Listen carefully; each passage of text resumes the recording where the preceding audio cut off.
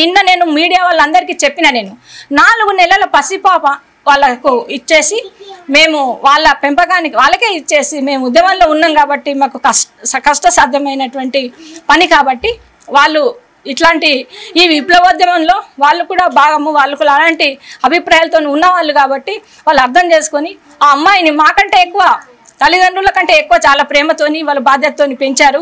మేము అసలు ఎప్పుడన్నా అసలు వెళ్ళగలగడం కూడా కష్టమే ఉండేది. అట్లా చూసి రావడానికి జనశక్తి నుంచి ఎప్పుడు బయటకు వచ్చారమ్మా? వచ్చిన తర్వాత స్వేచ్ఛను ఎప్పుడు కలిసారు ఫస్ట్ టైం? అట్లా కలవడం అది లేదు కదండి. అంటే 10th అయిపోయిన తర్వాత ఇంటర్కి అంటే మేము ఉంది ఏం చేయలేం కదా, కొంచెం రెసిడెన్షియల్ దాంట్లో ఉంటే వాళ్ళు ఏమంటారు స్టడీ అవర్స్ అవి పెట్టి చదివించడం రాయించడం చేస్తారు కదా. గుంటూరు వికాస్లో ఆమెను ఇంటర్లో జాయిన్ చేసినాం అన్నట్టు. తర్వాత ఇక్కడ కోటి ఉమెన్స్ కాలేజ్లో డిగ్రీ చేసింది. అప్పుడు మేము ఇక్కడ ఉన్నాము. తను ముందు వచ్చాడు బయటకు, నేను ఒక 3 years మళ్ళీ అందులో ఉన్నాను. తర్వాత బయటకు వచ్చాను. నేను కూడా వెళ్ళినా ఫస్ట్, తర్వాత ఆ పార్టీ వాళ్ళు మళ్ళీ నన్ను కాంటాక్ట్ చేసిండ్రు, వాళ్ళని పంపారు రమ్మంటే ఇంకా అట్లా మళ్ళీ వచ్చి మళ్ళీ నేను పనిచేశాను. 3 years తర్వాత నేను బయటకు వచ్చాను. నేను కూడా మళ్ళీ అప్పుడు మేము ఇక్కడ ఉన్నాము. తను డిగ్రీ కోటి ఉమెన్స్ కాలేజ్లో డిగ్రీ చేసింది. ఇక అప్పుడు తను మీతో ఉండేదా, రెగ్యులర్ గా మిమ్మల్ని కలిసేదా? బయటకు వచ్చిన తర్వాత జనశక్తి నుంచి బయటకు వచ్చిన తర్వాత మాతోనే ఉండేది. 98లో నేను పార్టీ నుండి బయటకు వచ్చాను. నాకు లీడర్షిప్తో నాయకత్వంతో విభేదాలతో నేను బయటకు వచ్చాను. మా భార్య నేను రాను అన్నది, నువ్వు నాకు అభ్యంతరం లేదు అన్నాను. అప్పటికేందంటే మా కూతురుది 10th అయిపోయింది. అయిపోగానే అప్పుడే మేము కూతురుని వాళ్ళ దగ్గర నుండి మా దగ్గరికి తీసుకొచ్చుకొని ఏంటంటే మేము అక్కడ ఏంటంటే దాంట్లో ఇది గుంటూరు వాసవి కాలేజీలో ఇంటర్మీడియట్లో వికాస్ కాలేజ్. ఏ సంవత్సరంలో జాయిన్ చేశారు? 78 79లోను మరి సారీ 98లో చేసినాము. 98లోనూ చేసాము. అప్పటి నుండి పాప మా దగ్గరే ఉంటుంది. మొత్తం అప్పటి నుంచి మేము ఇంటర్మీడియట్ నుండి మేమే చూస్తున్నాము. ఇంటర్ 10th వరకు వాళ్ళు చూశారు, ఇంటర్మీడియట్ నుండి మేము చూస్తున్నాము. ఇంటర్ అయిపోగానే మళ్ళీ మేము నేను విలేజ్లో ఉన్నా, ఈమె మూమెంట్లో ఉంది. ఇక తర్వాత నేను కూడా వచ్చేస్తున్నానంటే సిటీకి ఇద్దరం వచ్చేసినాం. డిగ్రీ ఫస్ట్ ఇయర్ నుండి మా దగ్గరే ఉండి మా దగ్గరే పెట్టుకొని కోటి ఉమెన్స్ కాలేజీలో మేము జాయిన్ చేసినాం. అంతా మేము చూసుకుంటున్నాం. మా దగ్గర ఉన్నది, ఆమెకి ఏమీ లోటుపాట్లు ఏమీ లేవు. అక్కడ కూడా ఏంటంటే మాకంటే ఎక్కువ వాళ్ళు పెంచిండ్రు, చూసుకున్నారు. అయితే ఒకటి ఏంటంటే విప్లవం ఉన్నప్పుడు మేము తల్లిదండ్రిగా దగ్గర పెట్టుకొని చూడలేకపోయాము. అది ఆ లోటు కొంత ఉంటుంది దానికి. కానీ దానికి మేమేం చేయలేము. మేము ఏంటంటే మన కుటుంబం కంటే ఉన్నతమైన ఆశయాలతో మేము వెళ్ళాము కనుక దాంట్లో ఇది తప్పదు. కొంచెం ఇది చూడలేకపోవడం తప్పలేదు. నేను ఇక్కడ పూర్ణచందర్ ఏం చెప్తున్నా, మెయిన్ ఆరోపణ ఏంటంటే మీ ఇద్దరు భార్యాభర్తల మధ్య గొడవలతోనే ఆ స్వేచ్ఛ విసిగిపోయింది, కొంచెం డిప్రెషన్ గురైంది. తను తరచూ హాస్పిటల్ కూడా తీసుకెళ్లాలని కూడా ఆ లేఖలో ఆయన చెప్పడం జరిగింది. అది పచ్చి అబద్ధము. మా ఇద్దరికి గొడవలు ఏమీ లేవు, ఫ్యామిలీ గొడవలు ఏమీ లేవు. అది వాడు చెప్పింది అబద్ధం. వాడు ఎస్కేప్ చేసుకోవడానికి కొరకు వాడు చెప్పిండు. అంటే హాస్పిటల్కి తీసుకెళ్ళినానంటే ప్రతి మనిషికి మెడికల్ సమస్యలు ఉంటాయి. ఆ మెడికల్ సమస్యలు హాస్పిటల్కి వెంటపోయిండొచ్చు, తీసుకెళ్ళిండొచ్చు.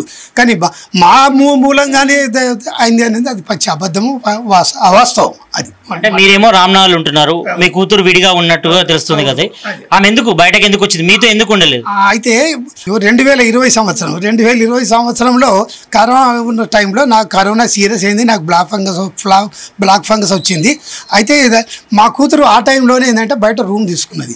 వాస్తవానికి మా కూతురు ఏం చెప్పింది, నాన్న నేను డైలీ డ్యూటీకి పోయేస్తా, మళ్ళీ మీకు కరోనా మళ్ళా వస్తుంది అంటుకుంటుంది, నేను బయట ఉంటాను అని చెప్పి మాకు ఆ కారణం చెప్పింది. కానీ అప్పటికే వాటితోని ఇది రిలేషన్ పెట్టుకొని వాటితో కలిసి ఉండడానికి కొరకే ఆ రూమ్ తీసుకున్నది ఆమె. మీకు ఎప్పుడు తెలిసింది అంటే ఆయనతో రిలేషన్ ఉన్న విషయం మీకు ఎప్పుడు తెలిసింది? మాకు ఇంచుమించు అది 2001 ఆ ప్రాంతంలో 2021 అదే సమయంలో ఆ కరోనా పీరియడ్లో కూడా మాకు తెలిసింది. తెలిసినప్పటికీ నేను సీరియస్ అయిపోయి ఉన్నా, నేను చావు బతుకులలో ఉన్నా, నేను కంప్లీట్గా వీక్ అయిపోయినా అప్పటికే రిలేషన్తోనే ఉన్నది తెలిసింది. కానీ ఏంటంటే పూర్తిగా మందలించి ఆపే అవకాశం నాకు లేకపోయింది. తరచూ మీ కూతురింటికి వెళ్ళేవారా, లేకపోతే ఫోన్లో మాట్లాడేవారా, ఎట్లా తరచూ వెళ్ళేవారా, ఫోన్లో మాట్లాడేవారా? వెళ్ళేవాళ్ళం, మేము వెళ్ళేవాళ్ళము. కానీ వాడు ఉండకపోతుండే, వాడు ఉన్నప్పుడు మేము వెళ్ళేవాళ్ళం కాదు. లేనప్పుడు ఏంటంటే మేము వెళ్ళేవాళ్ళము వచ్చేవాళ్ళము. అది అయితే మా కూతురుది ఆ సంబంధాన్ని మేము యాక్సెప్ట్ చేయలేదు. అది ఎందుకంటే అది ఇల్లీగల్ పెళ్లి చేసుకోవడానికి వీల్లేదు. అట్లా మా కూతురు అన్నాము, అమ్మ ఎందుకమ్మా ఇటువంటి ఇల్లీగల్ సంబంధాలు వద్దమ్మా, నీకు నచ్చిన వ్యక్తిని, భార్య పిల్లలు లేని వ్యక్తిని నువ్వు పెళ్లి చేసుకొని నువ్వు హాయిగా సుఖంగా ఉండమ్మా అని చెప్తే ఆమె వినకుండా ఏంటంటే ఆయనను సెలెక్ట్ చేసుకున్నది. దాన్ని ఇప్పటికి కూడా మేము ఒప్పుకోలేదు. కనుక వాళ్ళ ఇంటికి వాడు ఉన్నప్పుడు పోవడం చేయడం అటువంటి ఏం జరిగేది కాదు. మీకు ఎప్పుడు తెలిసింది ఆయనకు భార్య పిల్లలు ఉన్న విషయం ఎప్పుడు తెలిసింది? మీ కూతురు దృష్టికి ఎప్పుడు తీసుకెళ్లారు? మరి ఇది తప్పని చెప్పినా కూడా మీ కూతురు యాక్సెప్ట్ చేయలేదు కనుకనే ఏంటంటే మేము ఆమె అట్లుండడము మేము యాక్సెప్ట్ చేయలేదు. అందుగురించి ఏంటంటే ఆమె దూరం వెళ్ళిపోయింది. అది కారణం. సరే ఇక మళ్ళీ నేనన్నా కొద్దిగా నేను బాగా అయిన తర్వాత మరి వాళ్ళ అమ్మనాలతో మాట్లాడతా, ఈ తప్పు అని చెప్పడానికే, నేను ఏదో వాళ్ళు కలిసి ఉండమని చెప్పడానికి కాదు మా ఉద్దేశం. వాళ్ళ అమ్మనాలతో ఏంటి మీ కొడుకు ఇట్లా మా అమ్మాయిని ఈ విధంగా చేసిండు అది అని చెప్పి మాట్లాడదామని నేను అనుకుంటే, మా కూతురు ఏమనేది నాన్న వాళ్ళతో మాట్లాడదాం అంటే నేను చచ్చిపోతా అన్నది. అనేవరకు నేనన్నా వద్దమ్మా, నువ్వు కళ్ళ ముందు మాకు బతకాలా, నీ చావును మేము కోరుకోవడం లేదు, మేము రాము మాట్లాడము అని చెప్పిన. నేనే మేనేజ్ చేసుకుంటా ఏదన్నా అని అనడంతో మేము గమ్మున ఊరుకొని చూస్తూనే కూర్చున్నాం. అంటే ఎప్పుడైనా ఆ పూర్ణచందర్ స్వేచ్ఛ మధ్య అయినా జరిగిన పరిస్థితి ఉందా? ఎప్పుడైనా గొడవలు జరిగినప్పుడు మీకు ఎమోషనల్గా మీ కూతురు కాల్ చేయడం కానీ అలాంటి ఏమైనా జరిగిందా? అయితే ఎప్పుడు గొడవ పడే వాళ్ళు, కానీ మేము గొడవ పడ్డ తర్వాత మా కూతురు మాకు చెప్పకపోయేది. వాళ్ళు పెంచిన మా మేనగోడలు వాళ్ళకు షేర్ చేసుకునేది. అయితే మేము ఆమెతో కొన్ని రోజులు మాతో మాట్లాడలేదు, మేము యాక్సెప్ట్ చేస్తలేమని. ఆ సందర్భంలో ఏంటంటే నేనన్నా మా కూతురుకి రక్షణ కావాలా, మా కూతురు మనవరాళ్ళకి రక్షణ కావాలని దాంతో ఏంటంటే మీరు రిలేషన్లో ఉండండి అని నేను వాళ్ళకు చెప్తే వాళ్ళు రిలేషన్లో ఉన్నారు. అతను వాళ్ళతోనే షేర్ చేసుకునేవాడు, మా కూతురు కూడా వాళ్ళతోనే షేర్ చేసుకున్నది. కానీ ఆయన నిన్న లెటర్ రిలీజియన్లో అందులో ఏమని చెప్తున్నాడంటే, వాళ్ళ కూతురు అరణ్య సారీ ఫంక్షన్ కూడా నేనే 5 లక్షలు పెట్టి చేశాను, అన్ని తనే చూసుకున్నాను, ఒక తన్ని లెక్క చూసుకున్నానని ఆయన తన లెటర్లో చెప్పిండు. దాని పట్ల మీరు? అయితే సారీ ఫంక్షన్ చేసిండు, సారీ ఫంక్షన్ దొరికి మమ్మల్ని రమ్మన్నారు. మేము చెప్పిన సారీ ఫంక్షన్కు పూర్ణచందరు ఉంటే మేము రాము అని చెప్పి మేము రిజెక్ట్ చేసినాం, మేము వెళ్ళలేదు. వాళ్ళు మేము లేకుండానే ఫంక్షన్ జరిగిపోయింది. వాళ్ళు వెళ్ళారు, మా అమ్మాయిని గొడవలు వాళ్ళు వెళ్ళారు. వాళ్ళు మేము వెళ్ళలేదు. వాళ్ళు ఫంక్షన్ చేసేది వాస్తవమే, కానీ వాడి యొక్క తర్వాత వాడు ప్రాక్టీస్ చూస్తే వాడు ఫంక్షన్ చేసింది అమ్మాయి మీద ప్రేమతో దాంతో కాదు. వాడు ఫంక్షన్ చేసిందంటే మెల్లమెల్లగా అమ్మాయిని ఏంటంటే వాడు ఫేవర్లోకి తీసుకొని లోపరుచుకోవడానికి కొరకు వాడు చేసిండు. పరమ దుర్మార్గుడు వాడు రాక్షసుడు, వాడు భూమి మీద ఉండాల్సిన వాడు కాదు వాస్తవానికి. ఎందుకంటే వాడి మా అమ్మాయి వాడిని చేసుకుంటానని ఇది చెప్పిన తర్వాత వాడు ఎటువంటి వాడు అనేది వాడి చరిత్ర అంతా నేను తీశాను, ఇన్ఫర్మేషన్ తీస్తే వాడు ఎంతోమంది అమ్మాయిలను జీవితాలను ఇట్లే నాశనం చేసిన వాడు అనేది తెలిసింది. వాడు ఆ తెలియడంతో మా కూతురు కూడా చెప్పాను, అమ్మ వాడు మంచివాడు కాదమ్మా, క్యారెక్టర్లెస్ మనిషి అమ్మ, ఎంతోమంది ఆడపిల్ల జీవితాలు నాశనం చేస్తుండమ్మా, వద్దమ్మనికి తగదు అని అంటే ఇక ఆమె మేము చెప్పింది నాన్న వాడు ఎటువంటి అన్నా కానీ నేను నిర్ణయం చేసుకున్నాం, నేను ఉంటాను అంటే నీ ఇష్టం అనేది చెప్పాను అన్నట్టు. అట్లా అంతేకాని వాడు ఫంక్షన్ చేసింది వాస్తవం, కానీ వాడు మొత్తం డబ్బు వాడే ఖర్చు పెట్టలేదు, 5 లక్షలు. అది ఫంక్షన్కు అక్కడ జరిగింది ఏంటంటే ఫంక్షన్ చిన్నగా ఒక 30-40 మందితో వచ్చిండు. వాడు ఒక ఆర్నమెంట్ తీసుకుంటాడు, దానికి 3-4 లక్షలు అయిందని చెప్పిండ్రు బయట చెప్పి. అందులో మా కూతురు దగ్గర ఉన్న బంగారం మొత్తం కూడా దాంట్లో వేసి ఏమైనా తక్కువబడేది వాడు అట్లా షేర్ చేసిండు తప్ప వాడు మొత్తం వాడే పెట్టలేదు. 5 లక్షలు దానికి కానే కావట, అది అబద్ధం. నిన్న అడ్వకేట్ సమక్షంలో పూర్ణచందర్ నాయక్ పోలీసుల ముందు లొంగిపోయాడు. మీరు పోలీసులు ఏం డిమాండ్ చేస్తున్నారు? ఈ కేసులో మీకు ఎలాంటి న్యాయం కోరుకుంటున్నారు? మేము పోలీసులో నేను ఇచ్చిన కంప్లైంట్లో కూడా మా కూతురు మరణానికి పూర్ణచందర్ కారకుడు. వాడిని అయితే వాడేంటంటే మా కూతురుకు ఏది 2వ భర్తతో విడాకులైన వెంటనే వాడు ఒంటరిగా ఉన్నదని చెప్పేసి వాడు వెంటబడి వాడే చెప్పిండు 26th నాడు నేను ఏది ఫస్ట్ టైం వాడిని నేను 26th నాడే వాడిని చూశాను, వాడితో మాట్లాడాను. మొన్న అంతవరకు నాకు వాడికి సంబంధం లేదు, పరిచయం లేదు, ఏమి ఇంటికాడ మాట్లాడారా ఫోన్లో మాట్లాడారు? ఇంటికాడనే. ఆ రోజు 26 నాడు మధ్యాహ్నము నా కూతురు నాకు ఫోన్ చేసి, నాన్న మేమిద్దరం విడిపోతున్నాము, ఇక నేను వాళ్ళతో ఉండదలుచుకోలేదు, నువ్వు వచ్చి వెంటనే వచ్చి మాట్లాడు అని చెప్పింది. అప్పుడు నేను ఒక మీటింగ్లో ఉన్నా. అమ్మ ఒక హాఫ్ అన్ అవర్ ఆగి వస్తానమ్మా అంటే, మళ్ళీ ఒక 5-10 నిమిషాలు లేదు నాన్న నువ్వు అర్జెంటుగా రావాలని అన్నది. అంటే ఇక నేను డ్యూటీకి వెళ్తున్నా, నువ్వు వచ్చి పూర్వచంద్రతో మాట్లాడు అని అంటే, నేను లేదమ్మా నేను ఆయనతో ఒక్కొక్కతో నేను మాట్లాడా, నువ్వు ఉండాలి ఖచ్చితంగా, మీరిద్దరు ఉంటేనే నేను మాట్లాడతా, లేకుంటే నేను సింగిల్గా మాట్లాడమ్మా, నువ్వు డ్యూటీ పోవడం మాకు, నేను వచ్చిన తర్వాత పోదు అని వెంటనే వెళ్ళిపోగానే ఏంటంటే ఫస్ట్ మా కూతురు లోపల కూర్చున్నది, వీళ్ళు బయట కూర్చొని ఉన్నారు. పూర్ణచంద్రు ఆయన స్నేహితుడు ఉండవు ఎంబడ, ఆ స్నేహితుడి పేరు నాకు తెలియదు. వీళ్ళిద్దరు బయట ఉన్నారు. నేను కూతురు దగ్గరికి వెళ్ళి, ఏమమ్మా మరి ఏంటి ఫోన్ చేసినావు అంటే, లేదు నాన్న ఇక నేను నిర్ణయం చేసుకున్నా, నేను ఆయనతో ఇక ఉండలేను, మళ్ళీ నువ్వు మాట్లాడేటప్పుడు మళ్ళీ ఆయనతో ఉండుమని అని చెప్పేసి మాత్రం నువ్వు ఆ మాట తీసుకురావద్దు, నేను ఉండనంటే కరాఖండికి చెప్తున్నా, అదే మాట మీద ఉండాలా నాన్న అని చెప్తే, సరేనమ్మా నీ ఇష్టం అని నేను అన్నా.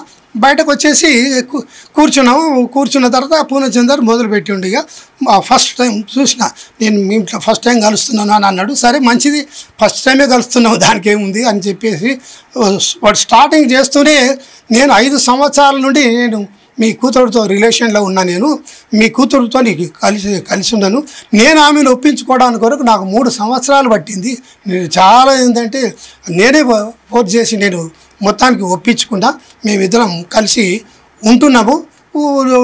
మా కుటుంబంలో కూడా మేము నేను చేయడానికి కలుపుకోవడానికి ప్రయత్నం చేస్తున్నాను. కానీ మీ బిడ్డ మధ్యలో గొడవలు అవుతున్నాయి, గొడవలు పెట్టుకుంటుంది. ఇక ఇప్పుడు మేము ఉండటానికి ఇద్దరం విడిపోవటానికి మేము సిద్ధమైనము అని వాడు చెప్పిండు.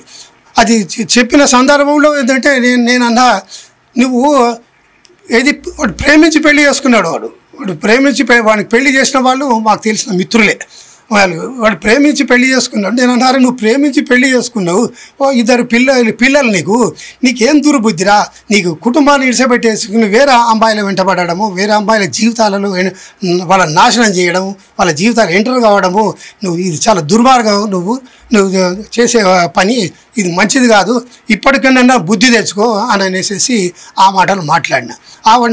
నేను కాబోయే రాజకీయ నాయకుడిని అని చెప్పిండు. నాకు ఇంకా 2 లక్షల బిల్లు వచ్చేది ఉన్నది, ఆ 2 కోట్ల బిల్లు వచ్చేది ఉన్నది. ఆ బిల్లు రాగానే మరి నేను ఇల్లు కూడా గౌరవిస్తానన్నా, మీ బిడ్డకు వింటలేదు, ఇక లొల్లి పెట్టుకుంటుంది, ఇక ఇప్పుడు మేము కలిసి ఉండలేము అనేసి వాడు చెప్పిండు. చివరిసారిగా మీ కూతురుతో ఎప్పుడు మాట్లాడారు? అంటే మొన్న అంత ముందే మాట్లాడారా? అదే రోజు అదే చివరిగా అక్కడ పోయి మాట్లాడిందే చివరి. ఇక నేను మళ్ళీ నెక్స్ట్ డే నేను పోలేదు. నెక్స్ట్ డేకి ఏంటంటే పాప ఆ రోజు స్కూల్కి వెళ్ళింది. నెక్స్ట్ డే నాడు మార్నింగ్ స్కూల్కి వెళ్ళి నేనే పాపను తీసుకురమ్మని పాప రిక్వెస్ట్ చేస్తే, నేను ఇటు ఈ పాపను తీసుకొచ్చే పనిలో ఇటే నేనున్నా స్కూల్ నుండి. ఆమె స్నేహితురాలది ఈరోజు బర్త్డే ఉన్నది, ఆ బర్త్డే గిఫ్ట్లు కొనియాల తాత అంటే నేను ఆమెతో కాలం గడిపి. పాప ఆమె సూసైడ్ చేసుకుంటే పాప అక్కడే ఉందా, మీతో ఉందా? ఇక్కడే ఉంది, మీతో ఉంది. ఇక్కడ స్కూల్కి వెళ్ళి వచ్చేసింది, వచ్చినాక ఇక్కడ ఉన్నది. ఇక్కడ వచ్చిన తర్వాత ఏంటంటే 3 o'clock వెళ్ళి నేను స్కూల్కి వెళ్ళి 4 o'clock ఇక్కడికి తీసుకొచ్చిన నాకు వెంటనే నాకు టీఆర్ఎస్ భవన్లో షాప్ ఉన్నది, అవన్నీ టీఆర్ఎస్ మెటీరియల్ నేను అమ్ముతా. కేసీఆర్ పార్టీ పెట్టిన రోజు షాప్ పెట్టి అమ్ముతున్నా. అక్కడ నాకు రూమ్ ఇచ్చి అక్కడ ఉన్నది. అక్కడ ఆ భవన్లో నాకు మెటీరియల్ కావాలని ఫోన్ వస్తే పాపని ఇంటికాడ దించేసి వెంటనే వెళ్ళి మెటీరియల్ ఇచ్చి వచ్చే వరకు 6 అయింది. 6 కాగానే ఆమెకు స్టేషనరీ ఫ్రెండ్ గిఫ్ట్లు కొనియడానికి కొరకు అని వెళ్ళి ఇంటికి వెళ్ళే వరకు 8 అయింది. ఇంటికాడ 8 కాగానే ఏంటంటే నేను పైకి పోలేదు. ఇక అప్పుడు పాపను అమ్మ ఉన్నది తాతయ్య అంటే కింద గేట్ కాడ దింపేసి నాకు వేరే పని ఉండే అర్జెంటుగా ఉన్నదనేసి వెళ్ళేసేసిన. నేను కొంత దూరం పోయిన తర్వాత పాపం మళ్ళీ ఫోన్ చేసింది, అమ్మ డోర్ తీస్తలేదు తాతయ్య, అమ్మ డోర్ తీస్తలేదు, దొబ్బినా వెళ్తలేదు, గట్టిగా ఉంది, నువ్వు వెంటనే రా తాతయ్య అంటే మళ్ళీ నేను తిరిగిపోయే వరకు 8:30 అయింది. అక్కడ ఫ్లాట్కి వెళ్ళి అక్కడ వెళ్ళింది. అక్కడ వెళ్ళకుండా ఉంటే మరి ఆ వాచ్మెన్కి చెప్పిందో, మరి వాచ్మెన్ వాళ్ళు వచ్చిండ్రు, వాచ్మెన్ కూడా దొబ్బితే వెళ్ళకుండా ఉంటే అక్కడ రెంట్కున్న వాళ్ళు ఉంటారు, యువకులు ఉన్నారు, వాళ్ళు వచ్చేసి గట్టిగా నెట్టితే లోపల బోల్ట్ ఇరిగిపోయి డోర్ ఓపెన్ అయింది. డోర్ ఓపెన్ గానే చూసే వరకు శవం వేలాడుతున్నది. ఇక డోర్ అట్లే ఉంచారు. నేను పోయే వరకు కూడా శవం వేలాడుతున్నది. ఇక నేనంటే అక్కడికి వెళ్ళొద్దు, ఆపండి, ముందు ఫస్ట్ పోలీసులకు ఫోన్ చేయాలా, మనం ఏం ముట్టద్దు అక్కడ అని చెప్పేసి ఇక పోలీసులను పిలిచి ఇదంతా. పోలీసులు మీరు ఏం డిమాండ్ చేసుకున్నారు ఈ కేసులో? ఎలాంటి న్యాయం కోరుకుంటున్నారు మీరు? పోలీసులను నేను డిమాండ్ చేసేది వీడికి కఠినంగా శిక్షించాలా. వీడు మళ్ళీసారి ఏ మహిళ జోలికి వెళ్ళొద్దు. అట్లా మరి వాడి మూలంగా నా బిడ్డ జీవితమే పోయింది, ప్రాణమే పోయింది. కానీ మళ్ళీ భవిష్యత్తులో వీడు ఇటువంటి అక్రమ సంబంధాలు పెట్టుకొని వాళ్ళని వేధిస్తుంటే ఇంకెంతమంది నాశనం అవుతారు, అమ్మాయిల జీవితాలు నాశనం అవుతాయి. కనుక అట్లా జరగకుండా వాడిని కఠినంగా శిక్షించి వాడిని జైల్లో వేసేసి వాడికి ఎక్కువ కాలం వాడు జైల్లో ఉంచేసే పని వాడికి చేయాలి అని